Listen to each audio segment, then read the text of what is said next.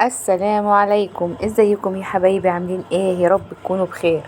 ايه رأيكم؟ الجو نار نار بجد. كل ما يبقى يتعدل شوية يرجع يحرر تاني. فقلت اعمل لكم حلوة كده، حلوة باردة جميلة تاكليها ترطب على قلبك. مفيش احلى من كده، ولا ابسط من كده، ولا اسرع من كده. يلا بقى بسرعة قبل ما نبدأ الفيديو، اعملي لايك للفيديو وشاركي الفيديو مع حبايبك واصحابك. واللي شافني بالصدفة وهو بيقلب، انا سمية من قناة اكلة وفكرة مع سمية.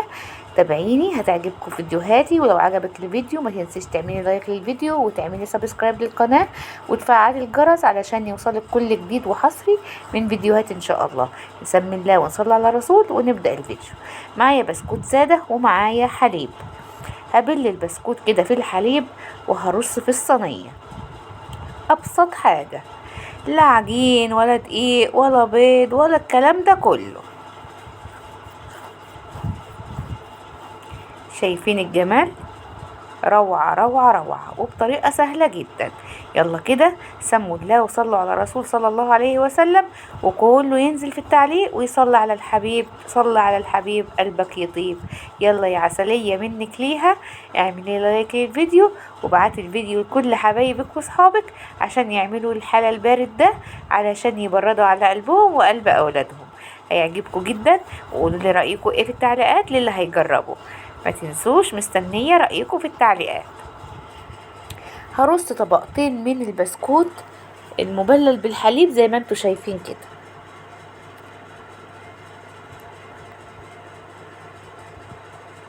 اللي نفسها انفذ لها اي وصفة او اي صنف تقولي في التعليقات وانا هعمله لها ان شاء الله.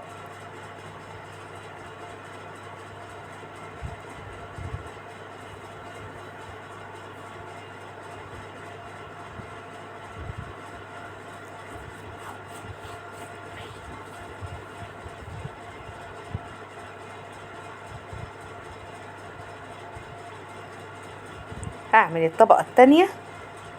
عايزة تخليهم 3 طبقات براحتك، دي حاجة ترجع لك انتي، بس انا استكفيت بطبقتين. عملت الطبقتين اهو زي ما انتوا شايفين.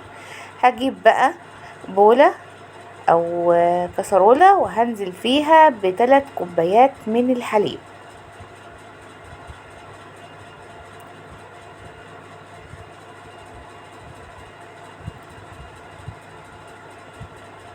تلات كوبايات حليب. هضيف عليه معلقتين سكر، انا مش مكتره السكر قوي، طالع سكره حلو جدا عشان ياخدوا بالكم ان البسكوت مسكر ولسه هنعمل طبقه كمان. معلقتين سكر وهنزل عليهم ب3 معالق دقيق ومعلقتين من النشا.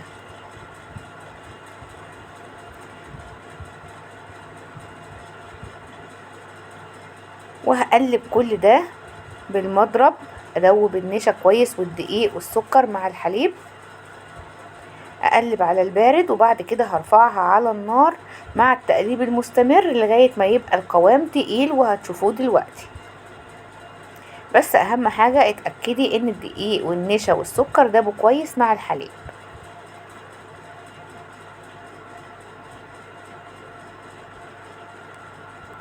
هرفعه على النار وهنشوفه. كده القوام تقيل اهو زي ما انتوا شايفين. هضيف له بقى مكعبين شوكولاتة بيضة بيدوله طعم خطير جدا، بتخليها كريمة غنية كده، ونقطتين فانيليا ما تكتريش، ومكعب من الزبدة او معلقة من الزبدة. وهقلبهم كويس. السخونية بتاعة الكريمة هتدوب الشوكولاتة والزبدة. اول ما يدوبوا هتبقى كريمة خطيرة وغنية جدا. الشوكولاتة والزبدة بيدوها طعم خطير، بيودوها في حتة تانية خالص. اتأكدت ان الشوكولاتة والزبدة دابوا كويس.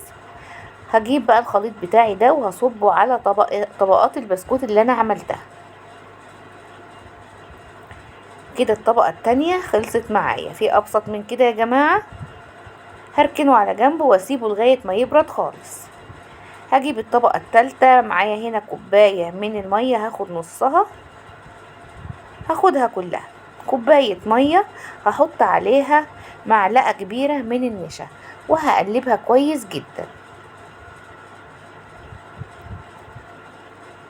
وهجيب طاسة على النار وربع كوباية سكر بس، وهرشها كده في الطاسة، افردها كده واسيبها لغاية ما تسيح معايا علشان اكرملها. ما تقلبيش الا لما السكر يبدأ يسيح معاكي زي كده. خلاص هجيب المعلقة الخشب بتاعتي وهبدأ اقلب السكر لغاية ما يسيح تماما على نار هادية يا جماعة عشان السكر ما يتحرقش منك. اول ما السكر يدوب معايا ويبقى بالمنظر اللي انتوا شايفينه ده، هجيب معلقة زبدة كبيرة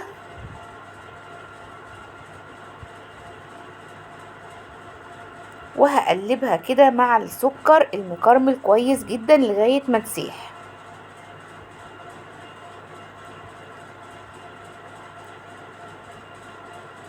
اول ما الزبدة تسيح هجيب كوباية المية اللي انا مدوبة فيها معلقة النشا، اتأكد انها داب كويس جدا، وبعد كده هنزل بيها على السكر بالراحة يا جماعة عشان محدش يتحرق.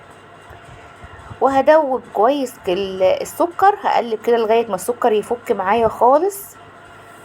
ما تقلقيش، كل التكتلات دي هتفك معاكي دلوقتي وهتديكي صوص كراميل تحفة. طريقة سهلة جدا جدا جدا، مفيش ابسط من كده. شايفين اول ما تسيح الكلاكيع دي هتلاقي معاكي صوص كراميل ما حصلش. قلبي بس على نار هادية. وكده صوص الكراميل بقى جاهز معايا وناعم جدا مفيهوش اي تكتلات. هاخده اصبه بقى على طبقة الكريمة بعد ما بردت خالص. سيبيه بس يدفى شوية كده وبعد كده افرديه على طبقة الكريمة. ما تنزلهوش سخن على طول علشان ما يبوظش طبقة الكريمة بتاعتك. وابدئي سويها بقى، ابدأي سويها وافردي صوص الكراميل على الكريمة كده. وزعيها كويس وسويها.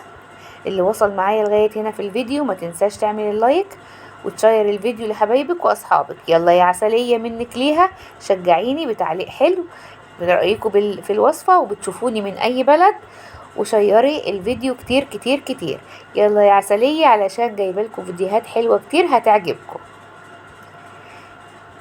فردته كده. ممكن تعملي خطوط بالشوكولاته او بالكريمه، انا استكفيت برشه من جوز الهند. لو اي مكسرات عندك برضو موجوده ممكن ترشيها وتسيبيها في التلاجة لغايه ما تسقع كويس جدا. بصراحه انا ما استنيتش واستعجلت عليها وقطعتها، بس بجد تحفه جدا جدا جدا. كريميه وطعمها خطير وسكرها مظبوط بالظبط على الشعره، مش مسكره خالص. لو حبيتي تعملي 3 طبقات بسكوت ممكن تعملي 3 طبقات بسكوت. اعملي اللي يريحك. شايفين؟ اشوفكم بقى في فيديو جديد، واسيبكم واكل الحاجه الحلوه.